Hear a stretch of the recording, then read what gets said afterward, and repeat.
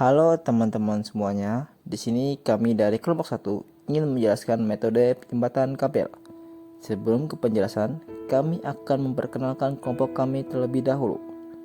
Saya sendiri, Rahu saya Rajab dengan NIM 2022 30 10 10 20 sebagai ketua kelompok yang beranggotakan Nur Huda NIM 2022 30 10 10 06, M Rafi Islami 2022 30 10 10 25, Rabiatul Hasanah 2022 30 10 10 09, dan Prasiska Sisilia Wulandari dengan NIM 2022 30 10 10 16. Jembatan kabel adalah struktur jembatan yang memiliki sederajat kabel yang menjadi tumpuan yang dihubungkan dengan pilon sebagai penahan utama untuk menyalurkan beban yang bekerja pada lantai dek jembatan menuju pondasi.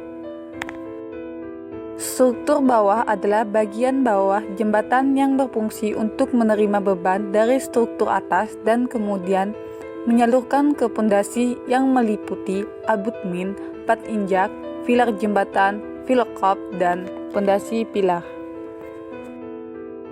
Struktur atas adalah bagian yang menerima beban langsung yang meliputi berat jembatan itu sendiri, beban mati, beban lalu lintas, kendaraan, angin, dan lainnya, yang meliputi lantai kendaraan atau deks, gelegar jembatan atau girder, sistem kabel, dan menara atau pilon. Bagian-bagian struktur atas adalah yang pertama, plat lantai kendaraan atau lantai jembatan yang berfungsi sebagai menahan lapisan perkerasan yang menahan langsung beban lalu lintas yang melewati jembatan. Yang kedua, gelagar adalah bagian struktur atas jembatan yang berfungsi mendukung semua beban yang bekerja pada lantai jembatan. Yang ketiga, sistem kabel yang berfungsi untuk menanggung gelagar dengan cara ditompang antara dua titik tumpu dan mentransfer beban ke menara. Yang keempat, pilon atau menara berfungsi untuk menahan beban mati dan hidup yang bekerja pada struktur. Bagian-bagian struktur bawah adalah yang pertama, abutmen adalah bangunan bawah jembatan yang terletak pada kedua ujung pilar yang berfungsi sebagai pemikul seluruh beban hidup seperti angin, kendaraan, dan beban mati seperti beban gelagar pada jembatan. Yang kedua, pilar jembatan yang digunakan sebagai penahan gaya vertikal jembatan yang memiliki dua fungsi utama, yaitu menyatukan beban vertikal dari struktur atas ke pondasi dan sebagai penahan gaya horizontal yang ada pada jembatan itu sendiri. Yang ketiga, plat injak berfungsi sebagai transisi yang membentangi daerah berma salah antara perkerasan jalan dan lantai jembatan.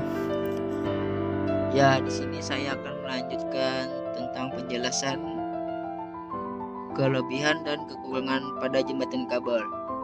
Secara umum, kelebihan penggunaan jembatan kabel set yaitu 1. Tahan terhadap angin. 2. Lebih kaku dibanding dengan jembatan gantung. 3. Mampu menahan beban hingga 5 ton. 4. Murah dalam perawatan karena menggunakan baja.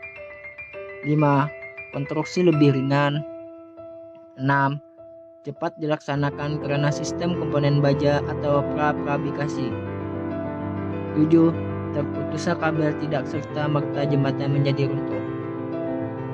Selanjutnya, kekurangan jembatan kabel secara umum yaitu 1. Dalam metode pengerjaan diperlukan ketelitian.